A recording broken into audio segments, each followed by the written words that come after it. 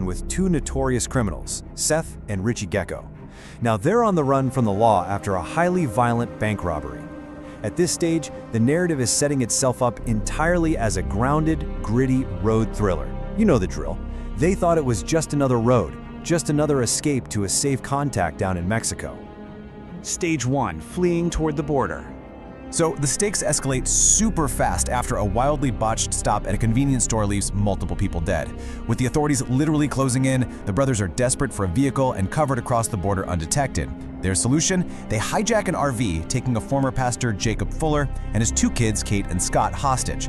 Now, the immediate threat here seems entirely human, right? And it's driven by the stark contrast between the two brothers. On one side, you have Seth. He's intelligent, highly controlled, and laser-focused on reaching his criminal contact. But on the other side, there's his brother Richie.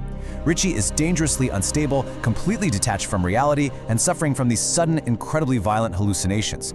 In these early stages, the story intentionally leads us to believe that Richie's deteriorating mental state is absolutely the worst danger this poor hostage family is going to face.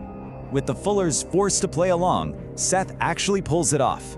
He navigates the RV right across the Mexican border. The cops are in the rearview mirror, and they roll up to this remote, totally isolated desert location to wait out the night. But something about their destination, it just didn't feel quite human. Stage 2, arrival at the club. Their destination is a rough, absolutely notorious roadside bar called the Titty Twister. Seth's plan is incredibly straightforward here. Keep their heads down, survive until dawn, and meet his contact to secure their ultimate freedom.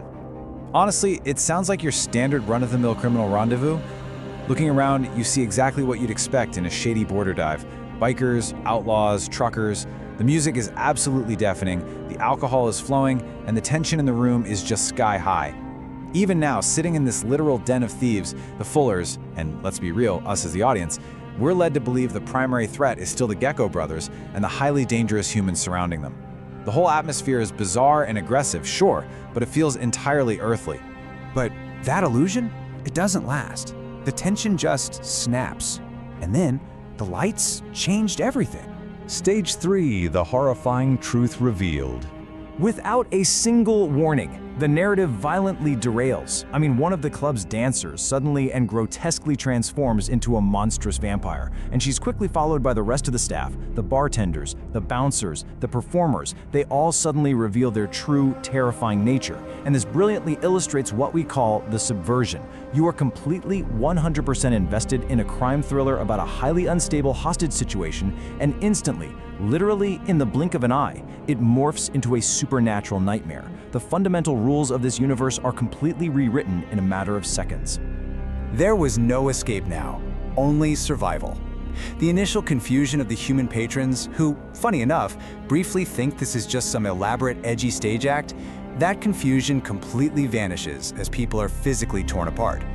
Bloodshed immediately floods the nightclub. We're talking about an absolute chaotic massacre. Stage 4, surviving the absolute chaos. The surviving humans instantly realize that the petty crimes and hostage dynamics from literally an hour ago, they do not matter in the slightest anymore. Seth Gecko takes charge, and this extremely uneasy alliance forms out of pure, unadulterated desperation. Criminals, hostages, complete strangers, they have to band together to fight off a unified, supernatural threat as the whole situation just rapidly escalates out of control. Think about it. At dusk, they arrive at what seems to be a mere biker bar. By midnight, the transformation and that initial horrific slaughter take place. By 2 a.m., the survivors are frantically gathering weapons and barricading the doors. And by 4 a.m., the club has essentially become a fortress under siege, with relentless, aggressive waves of vampires repeatedly breaching their defenses. Amidst all this madness, the group relies on frantic trial and error to find literally anything that works. And they quickly figure out that these creatures actually do adhere to some of the classic traditional vampire weaknesses: sunlight, holy objects, wooden stakes, and some incredibly creative improvised tools become their absolute only defense mechanisms. They are out there breaking pool cues, tying together makeshift crosses, and basically using whatever firepower they have left to try and hold the line against this relentless horde. But physical weapons can only do so much. The psychological toll of this endless night is just immeasurable. In that moment, even the strongest broke. The relentless violence, the deep exhaustion, and the sheer crushing impossibility of their situation, it really begins to heavily weigh on the survivors' minds. Stage 5. Sacrifices and lost faith.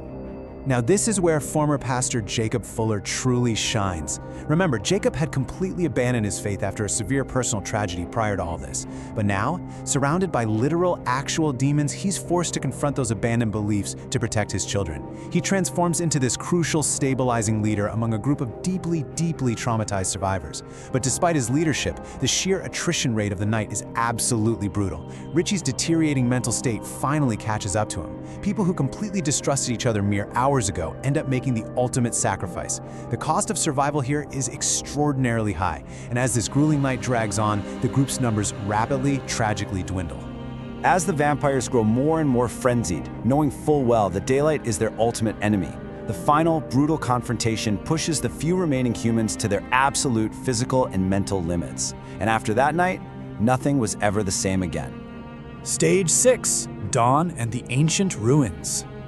Just as all hope seems entirely lost and the survivors are completely overwhelmed, the very first rays of sunlight pierce the bullet-ridden walls of the Titty Twister. The balance of power shifts instantly. Sunlight pours into the nightclub, literally incinerating the remaining vampires as daylight floods the building. After all of that unimaginable carnage, only 2 remain. Out of everyone who walks through those front doors, only Seth and Kate actually emerge alive into the daylight. And it's right here that we see a truly fascinating shift in Seth. The ruthless, totally selfish criminal we met at the very beginning of the story displays this surprising, genuine moment of humanity. He actually parts ways with Kate, giving her a significant sum of money and effectively a second chance at life. It really shows how the absolute horrors of the night have fundamentally changed who he is. But as Seth drives away into that vast Mexican desert, the camera slowly pulls back, providing us with one final, massive visual twist. The Titty Twister? It wasn't just some random roadside bar. It was built directly on top of the colossal ruins of an enormous, ancient temple complex. This wasn't some weird, isolated outbreak, no. This reveals that the vampire infestation has existed here for a very, very long time. So as we wrap up this explainer, I want to leave you with one final thought. How long has this ancient, supernatural trap been claiming the lives of the lost and the damned? It completely reframes the entire story we just experienced. What started out as this chaotic modern-day crime spree was really just a tiny, insignificant blip in an ancient, endless cycle. It's a truly memorable subversion that leaves us completely haunted by the vast, hidden scale of the threat. Thanks so much for exploring this amazing narrative shift with me.